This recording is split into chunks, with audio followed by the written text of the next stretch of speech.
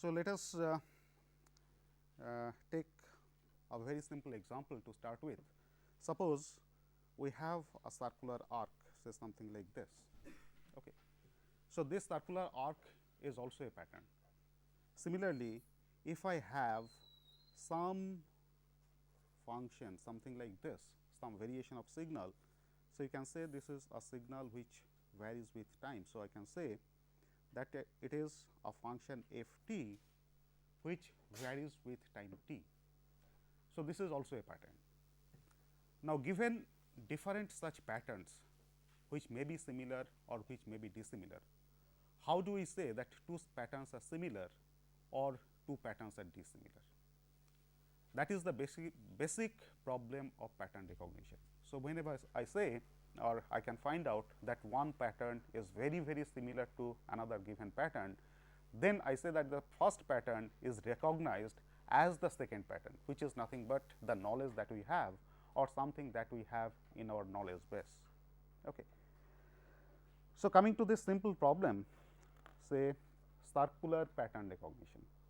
So, given two circular arcs, one circular arc is like this, the another circular arc is something like this. So, how can we say that these two circular arcs are same or they are part of the same circle?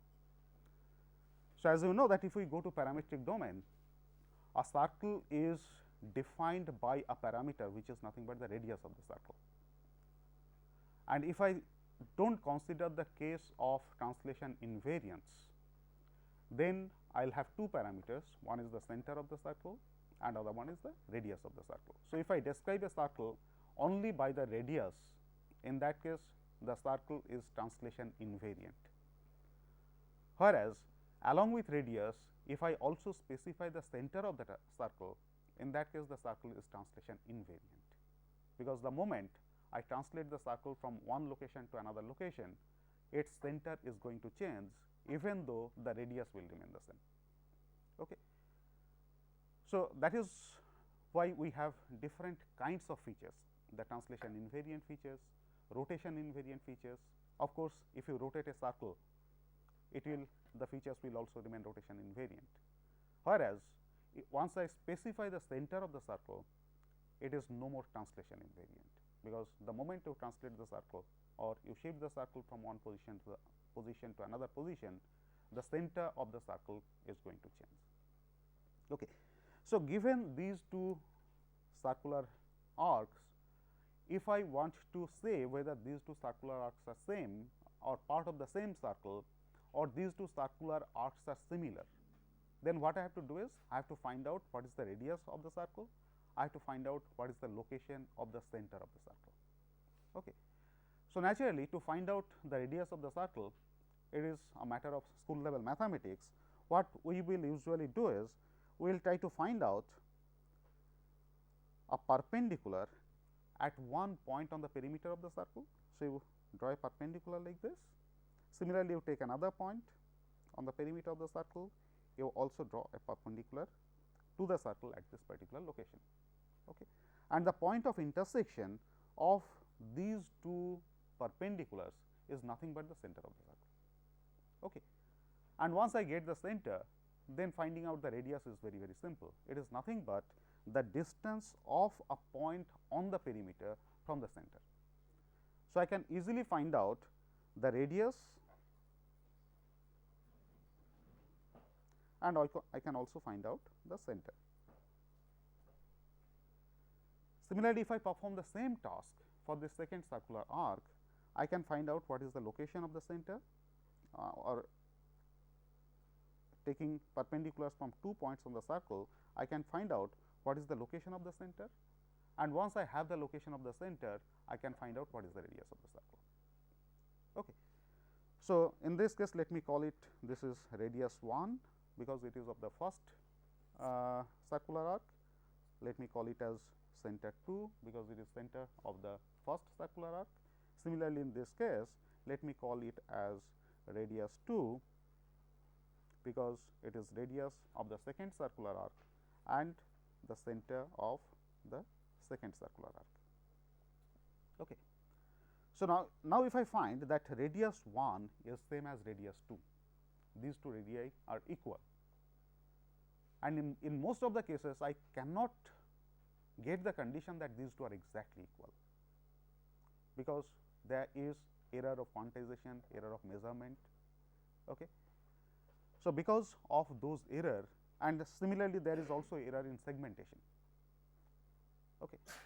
It is very difficult to get perfect segmentation. If the segmentation is erroneous, then obviously the position of the circular arc or the points which belong to the circular arc, they may deviate by 1 or 2 pixels. So, in such case it is extremely difficult that even if they are part of similar circle, the radii are same, but after doing this computation radius 1 may not be exactly same as radius 2. Okay. So, what I have to do is I have to find out a measure of similarity, which is nothing but what is the difference between radius 1 and radius 2. So, if I find that the difference between radius 1 and radius 2 is very small, that is negligible, I assume that they are same. Okay. So, in which case I can say that this circular arc say C 2 and this circular arc C 1, they are part of the same circle or their radii are same. Okay. Whereas, if the positions of the centers are different, then though the circles are same, these two circular arcs are not part of the same circle. Okay. So, one circle is translated with respect to another, right. Whereas, if I have a case something like this,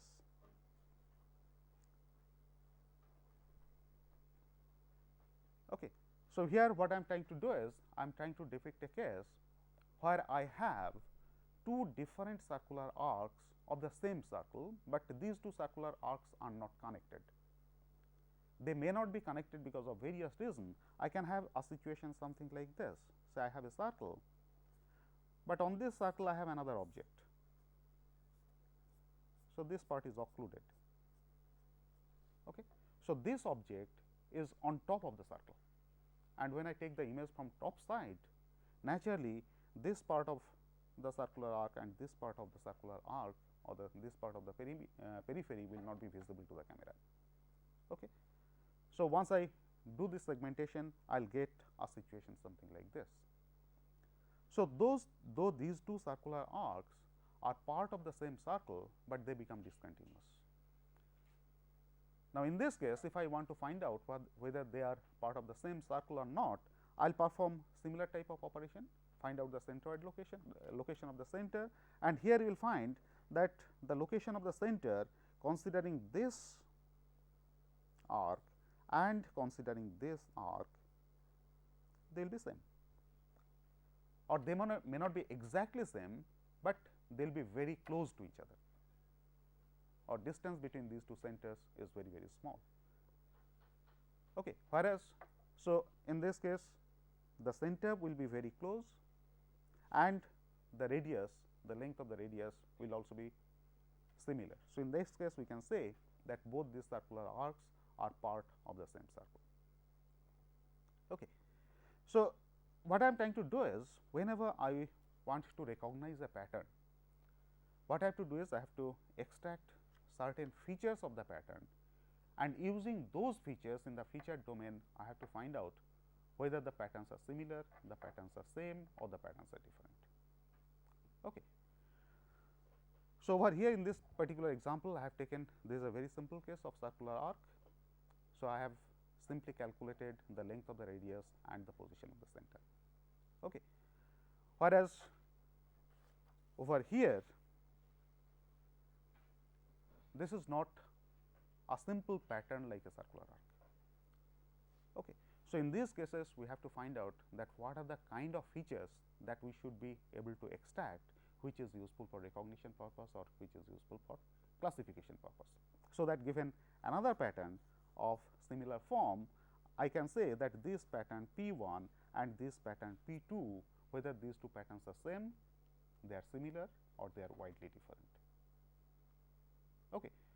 So, this pattern recognition problem is nothing but a matching problem. So, whenever you find that the similarity between two patterns is very high or the dissimilarity is very low, in that case taking one of the patterns as a reference or as a model which is there in our knowledge base, I say that the second pattern is recognized or associated with the first pattern. Okay.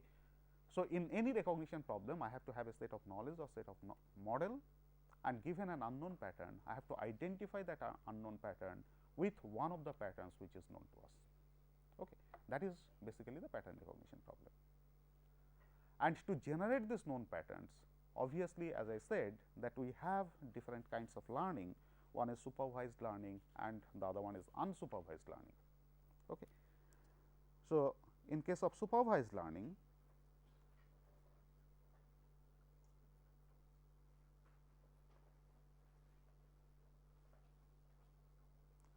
I have to have a set of patterns which are known. Okay.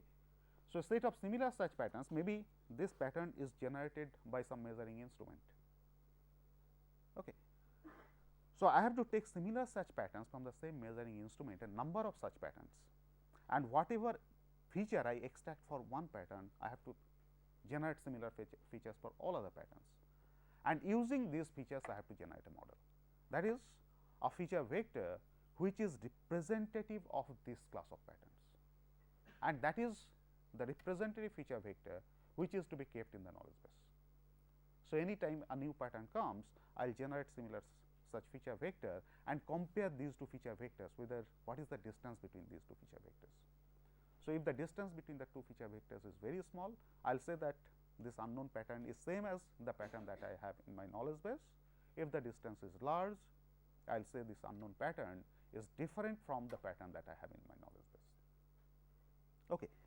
So, in case of supervised learning, what I have to do is I have to take a set of known patterns for which I have to find out the feature vectors, and for those feature vectors I have to form a representative feature vector which represents the same class of patterns. Okay. So, that is what in case of supervised learning, which makes use of known patterns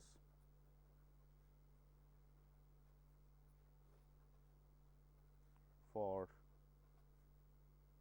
training or learning.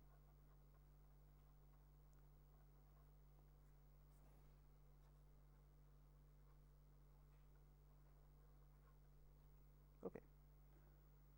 And another class of learning or training which is unsupervised learning.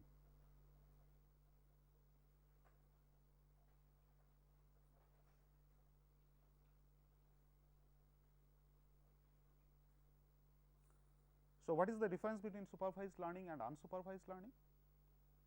In case of supervised learning, we have to make use of a number of known patterns for training purpose or for learning purpose. So, the classifier or the recognizer learns using a set of known patterns. In case of unsupervised learning, I do not have any known pattern. Okay. So, I will have patterns like this. Similar such patterns may also be there. Okay. I can have some patterns of this form, similar pattern again of this form. Okay. In case of supervised learning, you know that these two patterns are similar or same, though there may be slight deviation, and these two patterns are same. This set of pattern and this set of pattern, they are different. That is known in case of supervised learning. In case of unsupervised learning, it is not known. Okay. So, you have a mixture of such patterns, and whenever I have a mixture of such patterns, naturally for all the classification problem, as I said that I work in the feature domain, in the domain of feature vectors, not in the patterns themselves. Okay. So, I generate set of feature vectors for each of these patterns. So, what I have is a mixture of feature vectors. The feature vector may be generated from this pattern, it might be generated from this pattern, it might have been generated from this pattern, it might have been generated from this pattern. From wherever it comes, I just have a mixture of feature vectors without having any information of what is the source of that feature vector. In case of supervised learning, I know the source of the feature vector.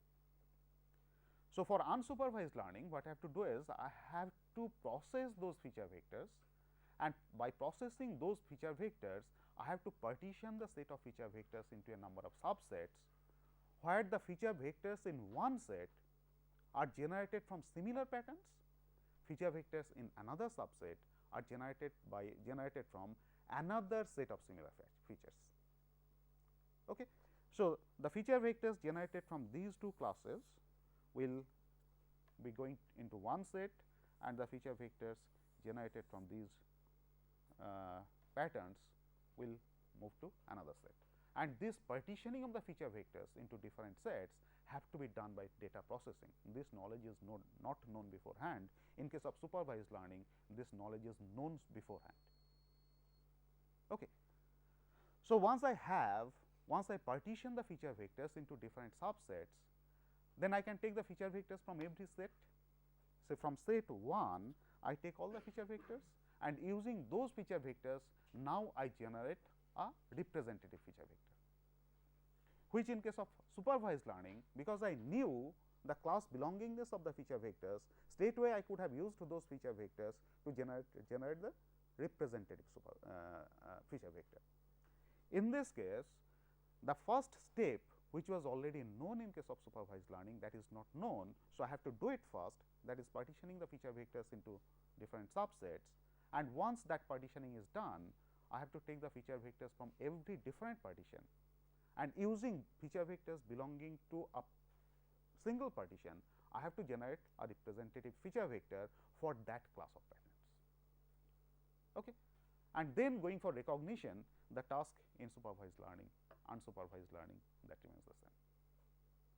Okay. So, only one step will be additional in case of unsupervised learning, that I have to go for partitioning of the feature vectors into different partitions depending upon similarity of the feature vectors. So, when you do this partitioning, you have to make sure that all the feature vectors which are put into this subset S1, they are similar.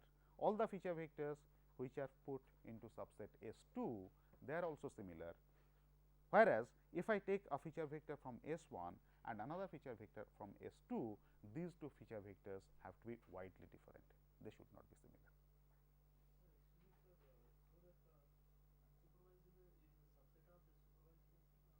One step is less in case of unsupervised learning. In case of unsupervised learning, one step is more. That is, I have to do data agglomeration based on similarity, which I do not have to do in case of supervised learning, because in case of supervised learning, somehow that has been done.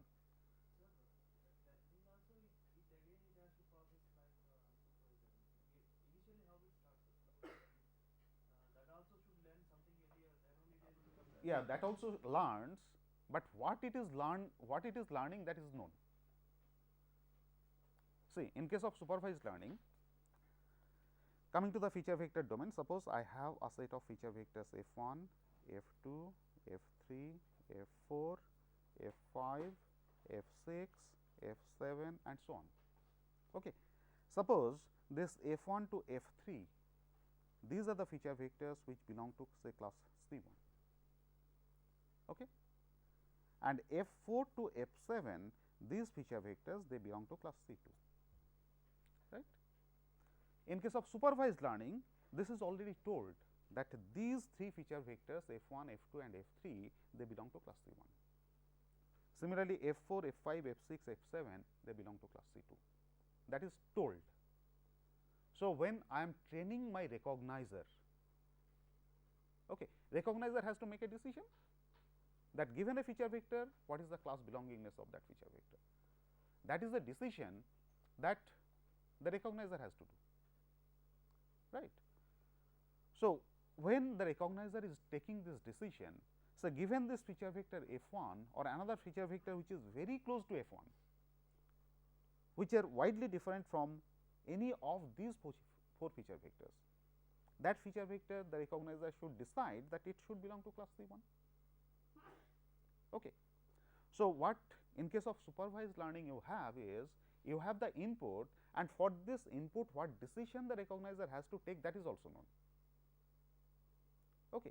So, if the recognizer takes any decision other than the correct one, you know there is an error. Is that okay? So, by making use of that error, your approach will be to train your recognizer in such a way that the error is minimized. Okay. There are different techniques for that, we will discuss that later on. So, that part, the class belongingness of the training samples or the training feature vectors, which are known beforehand in case of supervised learning. Similarly, over here, if F4 is presented to the recognizer has to take a decision that F4 belongs to class C2. But if the recognizer decides that F4 belongs to class C1, that means I know there is error. So, to minimize this error, I have to perform something. Okay. So, that is what is learning or training of the recognizer. In case of unsupervised learning, I simply have this set of feature vectors. I do not know whether the feature vectors belong to class C1 or the feature vector belong to class C2. So, straightway I cannot give this F1 to the recognizer and expect that the recognizer will give me an output which I can understand. Okay. So, that is why I need a pre-partitioning of the feature vectors based on similarity of the feature vectors.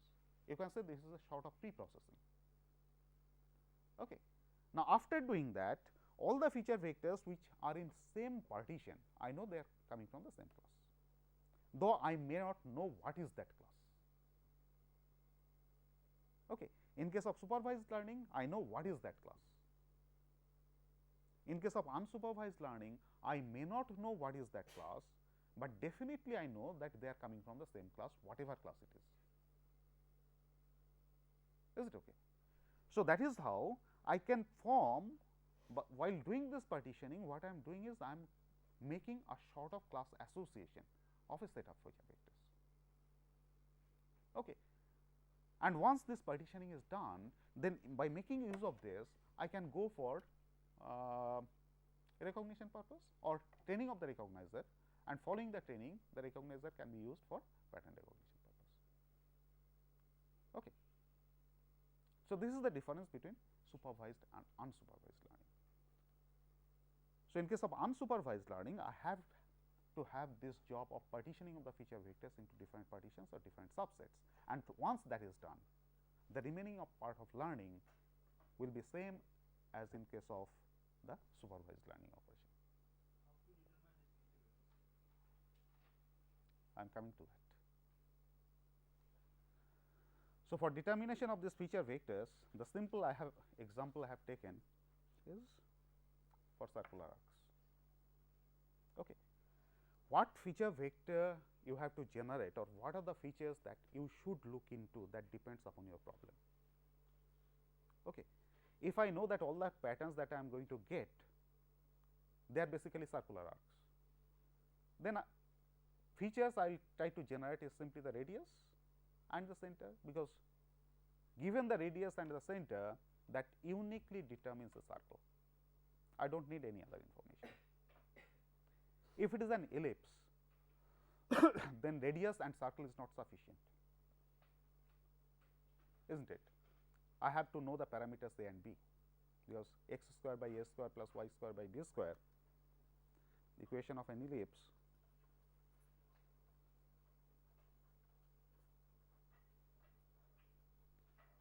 is it not? So, I have to know what are these parameters a and b. So, what are the features, or what is the feature vector that you have to generate, that depends upon your problem domain. Okay. Because every feature is not equally acceptable for every pattern. Depending upon the pattern, I have to decide what kind of feature I have to look for. And in many cases, given a pattern, I can uniquely find out a feature vector, or I can uniquely find out a feature. But given a feature, the same pattern may not be generated. I may not be able to generate the same pattern given a feature vector. Okay. So, your feature vector to pattern mapping, that is actually one to many, it is not unique. But given a pattern, if my procedure for generation of feature vector is fixed, I will always generate the same pattern, same feature vector. So, the mapping from pattern to features, that is unique, whereas mapping from feature vector to pattern, it is not unique. Is it okay? So, because it is not unique, So, many patterns may be mapped to the same feature vector. Then the question comes that if many patterns are mapped to the same feature vector, then using the feature vector, how do I distinguish the patterns? Okay. And this is the only reason that we do not talk about features, but we talk about feature vectors. Okay. Feature vectors will definitely have different components. Every individual component tries to capture some property of the pattern. Okay. So, all these components taken together in the form of feature vector to some extent pinpoints to a particular pattern, though may not be unique even in that case. But I can have a smaller set of patterns which will generate the same feature vector. As you reduce the dimensionality of the feature vector, this set goes on increasing, the size of the set will go on increasing. Okay. So, in all these pattern recognition problems, we never talk about a single pattern, but we always talk about a single feature, but we always talk about feature vector, and the feature vector has different components, where every component tries to capture a certain property of the feature of the pattern. Okay. So, coming to the case of the feature extraction or the descriptor extraction. Okay. As we said in the last class that we can have two different types of features. One is shape feature or shape based feature, and the other one is region based feature.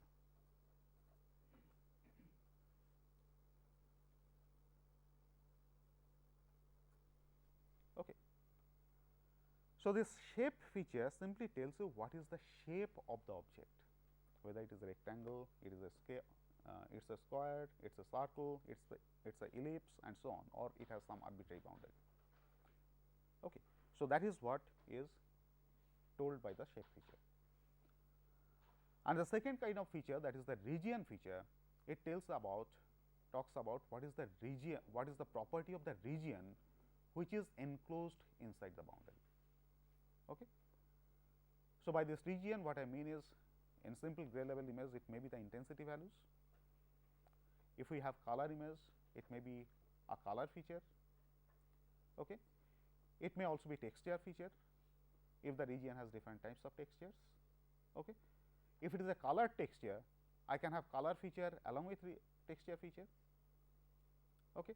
And even a color texture can have different intensity values.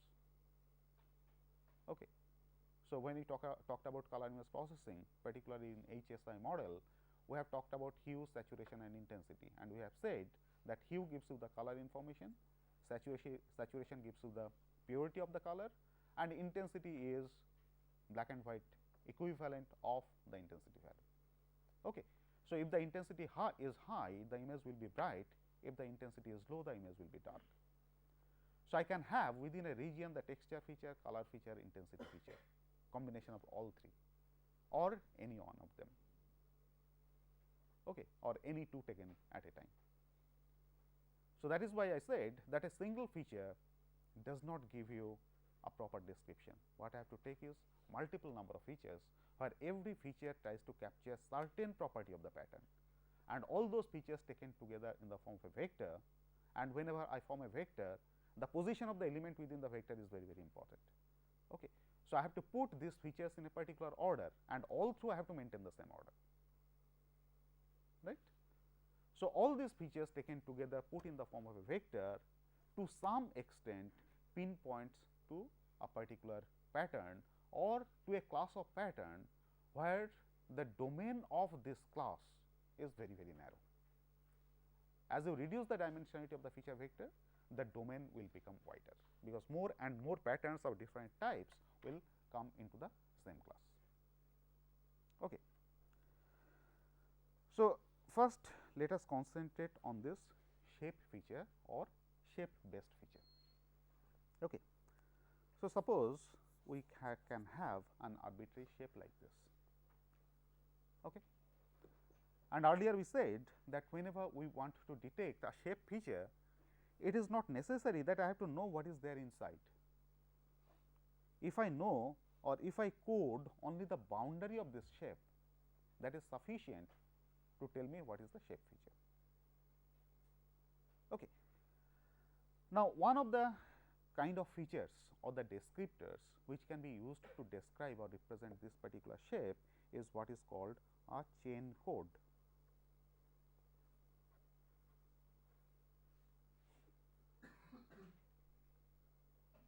What is chain code? Pardon? Sending the intensity levels. No. Just the scan added. No.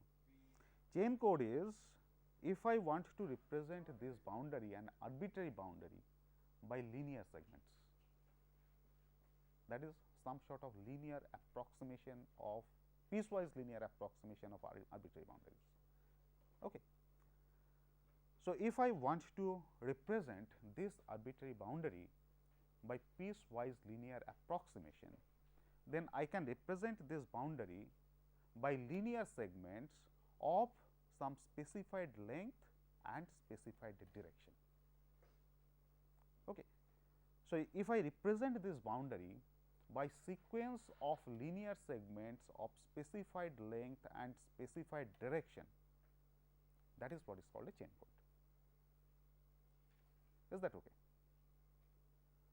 So, when I say that I have to have linear segments of specified length and specified direction, so I have to specify it beforehand what is the length and what is the direction. Okay. So, firstly let me talk about how to decide the direction. This direction can be specified in either 4 connectivity or in 8 connectivity. I hope all of you know what is connectivity, 4 connectivity and 8 connectivity. So, this direction can be specified either in terms of 4 connectivity or in terms of 8 connectivity. So, if I talk about 4 connectivity, suppose I have a central pixel somewhere over here, then these pixels in 4 connectivity has 4 neighbors, one on top, one to the right, one at the bottom and one to the left, right. So, when I want to move from the center pixel to any of these 4 connected neighbors, I can have only 4 possible moves. I can move towards east, I can move towards north, or I can move towards south, or I can move towards east. So, these are the only 4 possible moves that I can make. Okay. And this is what is what I mean by direction. So, if I specify that this I code as direction 0, this I code as direction 1, this west I will code as direction 2 and south I will code as direction 3. So, you find that every direction is now coded either as 0 or as 1 or as 2 or as 3. Okay. So, that gives me all 4 possible movements, directions in which I can move following 4 connectivity. Okay. If I go for 8 connectivity, suppose this is my neighboring pixel, I have these 4 pixels which are 4 neighbors, one to the east, north, west and south. In addition, I have these diagonal pixels, north, south, northeast, northwest, southeast and southwest direction. And now, from the center pixel, if I want to move, I can move in any of the 8 directions. I can move either in the east direction, I can move in the northeast direction, I can move in the north direction, I can move in the northwest direction or in the west direction or southwest direction or south or southeast. Okay. So, these are the 8 possible moves that I can make from the center pixel following 8 connectivity, right. So, now if I code these movements as 0, 1, 2, 3, 4, 5, 6, 7. Okay. So, following 4 connectivity, I have 4 directions, 0 to 3. In case of 8 connectivity, I have 8 directions, 0 to 7. Is that okay? So, the directions are fixed. Now, we have to decide about the length of the linear segment. I will come to the length concept a bit later. Now, let me see that how using these directions and assuming length to be 1, how I can go for coding the boundary of a shape. Okay. So, suppose I have a shape something like this. So, we are talking about chain code.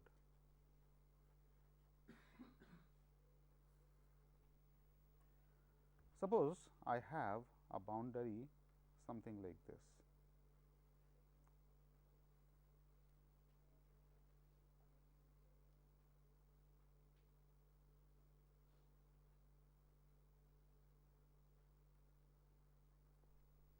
So, of this form. Okay. You find that can you see the grids? Actually, all these are placed on grid intersections. So, suppose I start from any particular point, and let me assume that I scan the figure in raster scan fashion, and whichever is the first boundary point I reach, that is my starting point. Okay. Now, once I reach my starting point, from the starting point I will move in the clockwise direction, or I will try to trace the boundary in the clockwise direction. So, my starting point following the raster scan fashion is this one. Okay. I want to make a move from the starting point to the next boundary point in clockwise direction. Okay. So, when I try to make a move, obviously, I will move in this direction. Okay. And come to the case that if I assume that I am following this 8 connectivity, this particular movement is given a code 0. Okay. So, here I will get 0. Next movement over here is in the southeast direction. Okay. And for southeast direction, following 8 connectivity, the code is given as 7. So, this movement will be coded as 7. Similarly, over here, this is also 7, again southwest direction. This is in the southeast direction. Next movement is in the southwest direction, and southwest movement is coded as 5. Okay. So, I will code this as 5. Next one is in the south, which is coded as 6, again southwest coded as 5, then in the west, which is coded as 4, one more west, which is again coded as 4, then I have northwest, which is coded as 3, then I have movement in the north direction, which is coded as 2, then I have northeast, which is coded as 1, okay. Then again I have movement in north, which is coded as 2, and then again a northeast, which is coded as 1. Okay. And this completes the tracing of the entire boundary, right. Now, once I have this, you find that this sequence of movements can be used as a descriptor of this boundary. Okay. So, the sequence becomes 0, 7, 7, 5, 6, 5, 4, 4, 3, 2, 1, 2, 1. Okay. So, this codes the directions of the linear line segments, and in this case we have So, but a pixel can have more than 2 neighbors on the boundary. So in fact, here all the pixels are more than all the pixels have one neighbor, okay. and if it is a boundary, then ideally the pixels will have only 2 neighbors, if it is a boundary. Otherwise, the third point that you have is an extraneous point, right. So, I can have situation something like this. What you said is, so I can have a boundary of this form. So, over here something like this. Is it okay?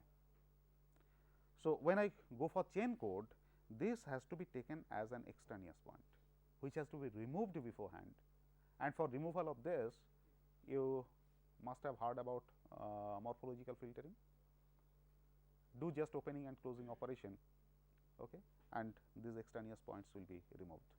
Those who have done my course, I did not talk about the morphological operations. Okay. So, by using the morphological filtering operation, such extraneous points can be removed. Similarly, I can have something inside also, so something like this, which may come due to noise. So, again by using morphological operations, such kind of noise can be removed. Okay. So, coming back to this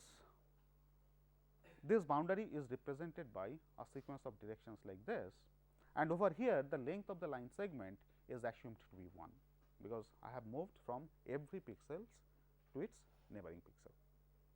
Okay. So, this boundary is represented by this kind of chain code, okay.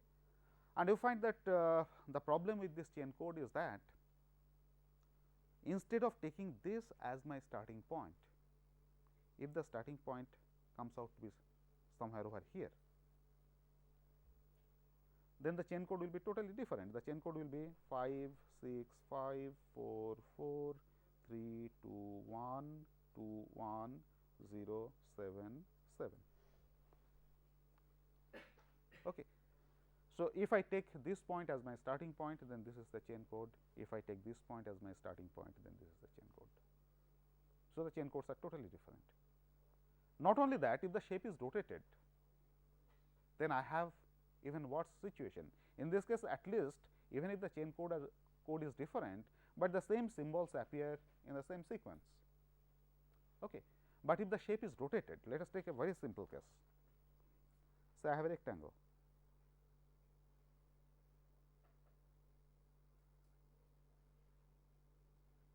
Okay. And let us assume that the length of each side of the rectangle is my unit distance, right. And let me also assume, to make the situation even simpler, that instead of this 8 connectivity, I am considering 4 connectivity. Okay.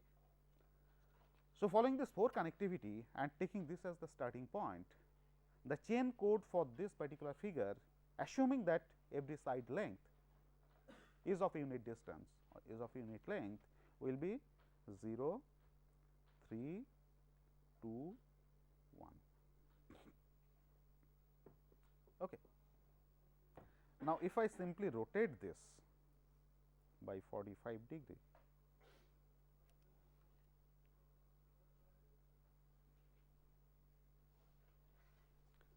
following 4 connectivity, I cannot generate the chain code for this figure, because these movements are not defined in my case. Or even if I take the concept of chessboard movement, okay. So, these are the boundary points. This is one boundary point, this is one boundary point, this is one boundary point, this is one boundary point. So, the kind of movement that I have to make is, assuming that this is my starting point, I have to make a movement over here, okay, which gives me 0. I have to make a movement over here, which gives me 3. I have to make a movement over here, which gives me 3 again, movement over here 2, movement over here 2, movement over here 1, 1, 0. So, you find that here the chain code was 0, 3, 2, 1. Now, my chain code is 0, 3, 3, 2, 2, 1, 1, 0. The chain codes are totally different. Okay. Though over here it is simply a case of scaling, is it not? Earlier case I had every line segment only one appearance, now I have every line segment appearing twice. Okay. So, you can say that it is just a matter of scaling. I can scale it down to have the same chain code. But what happens to 8 connectivity? If I go for 8 connectivity, let me see if they have different colors. If I go for 8 connectivity, then this will be coded as 0, this will be coded as 6, this will be coded as 4, and this will be coded as 2. Okay. Whereas, if the same figure is rotated by 45 degrees, this will be coded as 7, this will be coded as 5, this will be coded as 3, this will be coded as 1. Okay. Pardon?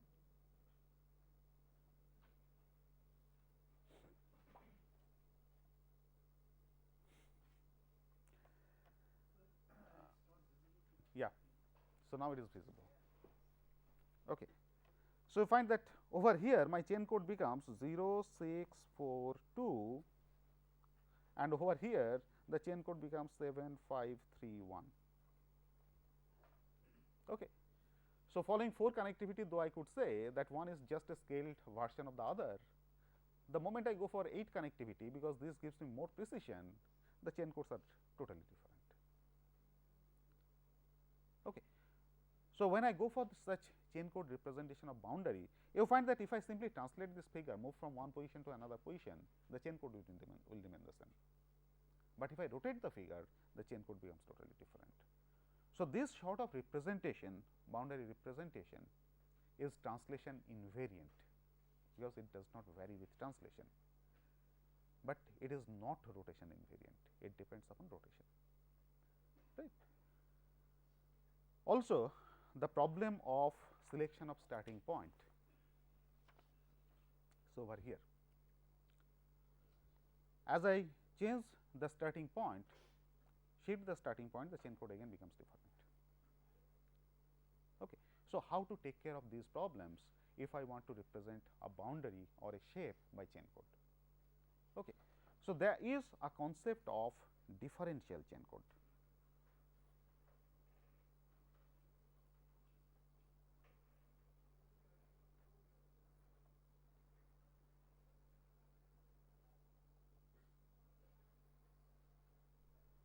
Okay. So, to go for this differential chain code, let us start with the same figure. Let me take another page. Okay. So, we are talking about differential chain code.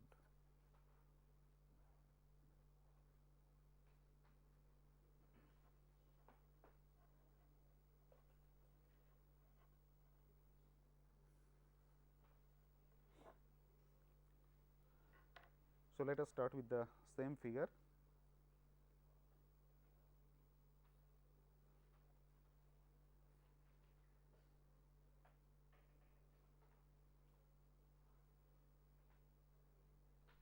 Okay.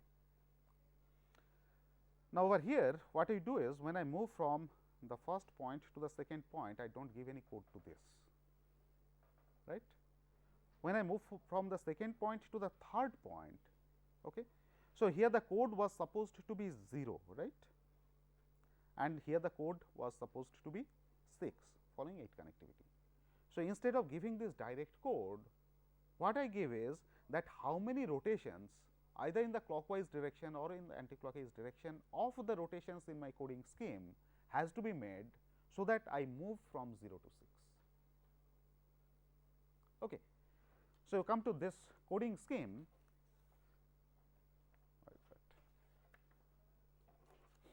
Yeah.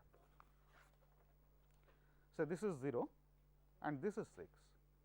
So, if I follow anti-clockwise rotation, I have to move 1, 2, 3, 4, 5, 6 steps, right. So, I code this as 6, right. However, to this I have not yet given any code. Now, when I move from this to this was originally 6 and this is originally 4, right. So, how many such rotational steps I have to perform? So, this is 6, this is 4. So, number of steps will be 1, 2, 3, 4, 5, 6, 6 again. So, this also becomes 6. right. From here to here, I have initially I had 4 and now it has to be 2, right. Initially it was 4 and now it has to be 2. So, again how many steps I have to move? 1, 2, 3, 4, 5, 6. So, again 6 steps, right. And this was 2 and this has to be 6, this has to be 0. So, 2 to 0, how many? 1, 2, 3, 4, 5, 6, again 6 steps. So, this 6, 6, 6, 6, that becomes my differential chain code. What happens in this particular case? Here my initial direction was 7, but I do not code it. Okay. The direction of movement was 7, same as this. Okay. What is the next direction? Next direction is 5. You come over here, next direction is 5. So, from 7 to 5, how many rotations I have to perform? 1, 2, 3, 4, 5, 6. So, I have to perform 6 rotations, I get that, right. Now, this was 5 and this is 3, 5, 3. How many rotations I have to perform? 1, 2, 3, 4, 5, 6 again. So, this also becomes 6. So, likewise, if you continue, you find that all these directions in the differential code will be 6 only. So, this becomes 6, 6, 6, 6. This also becomes 6, 6, 6, 6. Okay. The codes are identical. Now, it has become very simple, only 6, 6, 6, 6, 6, 6, 6, 6, simply because my figure is simple, right. If the figure is a complicated figure or an arbitrary figure, my code will not be as simple as that. Okay. So, I will get the differential chain codes which is rotation invariant, but even then the differential chain code does not remain starting point invariant. Depending upon the starting point, I will have different chain codes for an arbitrary figure. So, to take care of that, what we can do is, I can consider this code as a cycle. Instead of taking this as a chain, I can take it as a cycle. Once I have a cycle, I can decide where to cut that cycle, so that I can have a numerical representation which is either maximum or minimum, and that becomes my chain code. Okay. So, because now instead of a chain, initially I consider that to be a cycle. So, it will be starting point invariant, okay, because cycle does not have any starting point or any end point. Then I enforce a starting point or end point depending upon a position, so that if I cut the cycle at that point, the numerical representation of the code that I will get will be either maximum or minimum. And because it is maximum or minimum, given a cycle, I can find out only one maximum or only one minimum, not multiple. Unlike I have a situation like this, I mean wherever I cut this cycle, I will get the same number. So, it is having all maxima or all minima. That is only because this is symmetric and simple, but in case of arbitrary figures, I will not have that kind of unfortunate situation. So, symmetricity, though we like it in our daily life most likely, but it makes our life hell whenever you go for such a kind of automation job.